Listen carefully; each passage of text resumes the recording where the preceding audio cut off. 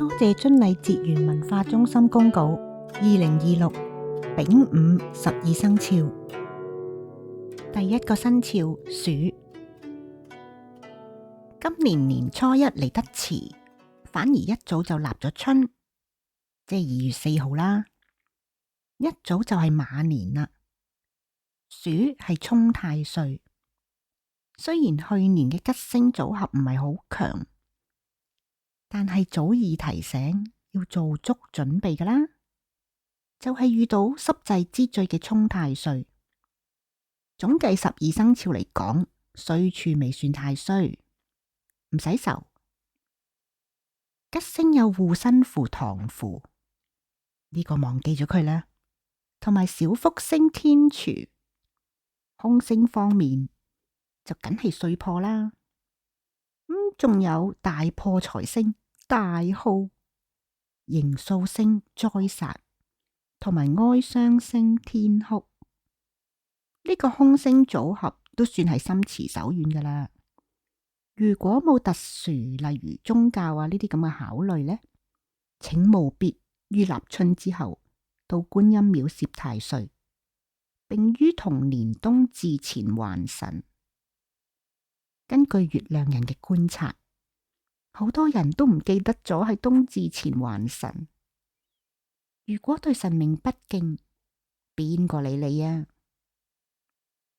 事業，從事飲食業嘅肖鼠者可以得利於天廚，例如做廚師餐廳侍應飲品食品銷售員等等均有利。講完呢啲些微嘅好處，就要講沖太歲嘅威力。佢係動盪不安嘅，亦都正如一支下下籤嘅籤文。凡事不吉，諸事不利，心神不定。打工仔一定要跟足程序，用電郵以白紙黑字留低一啲證據。做事亦都要安分守己啦。加上背後中傷者極多，落井下石，咁多啲忍讓啦。做老闆嘅唔好開分店擴充。藍領嘅肖鼠者亦都要小心工業意外。尤其是職業司機，更加要小心災殺。除咗小心牛肉乾呢啲小形數之外，仲要留意小血光。財運，沖太歲之年，再加上大破財星大耗，錢仲有得剩咩？打工仔保住份工，月月出糧，唔好就以為安枕無憂。要打醒精神，小心電騙、情騙，同埋千祈唔好投資一啲奇怪嘅新事物。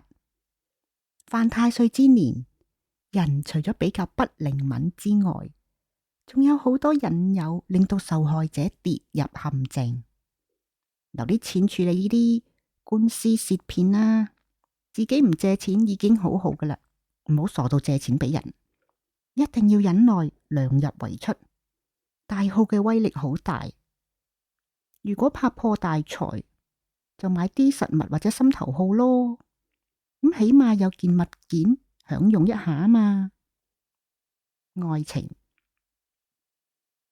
感情同埋健康係肖鼠者今年最大嘅考驗。估唔到咧，大耗破壞力強，佢除咗大破財之外，仲有一項絕技，就係令到親友反目，衰啦啩？唔通因為肖鼠者唔肯出錢相助或者借錢出嚟，以致親友因財反目？大有可能啦，冇法啦，你借咗都未必話你好。撳緊嘅錢包啦，尤其對伴侶都係咁講噶啦。單身嘅肖鼠者仲好，今年繼續單身咯。天哭帶嚟是非、憂傷、煩惱、負能量。有伴侶嘅自己知自己事，好口同埋忍耐咯。有家室嘅多關心家人同埋長輩。如果經濟許可，可以辦婚禮或者添丁沖下喜啦，或者多參加人哋嘅喜事占喜。健康，本年肖鼠者要小心意外，忌遠行。不過有啲月份呢都需要嚟個短 trip 避劫嘅。咁邊啲月份呢？就係農曆5月同埋11月。咁去下澳門啊，過一晚嘢就得噶啦。沖太歲之年呢會動盪不安，短途旅行呢係要自制主動嘅動向嚟減輕被動嘅動向嘅害處，仲要留意自己身體弱易染病。近年流感仍然好強勁嘅，天哭呢就好麻煩嘅，令到肖鼠者哀傷，易患情緒病，或者令家宅不寧，子女長者不安，感情上好多損耗，失眠同埋抑鬱。所以肖鼠者都幾忙嘅，除咗自我檢視之外，仲要留意家人親友長者嘅身心健康。不如借天廚呢個食六星之福，多搞大食會，同親友聯誼熱鬧一下啦。遵例小貼士：肖鼠者今年因受到大耗嘅影響，容易破財。為增強財運，不妨喺家中或者辦公室嘅東南方放一幅9里圖，以增強財運。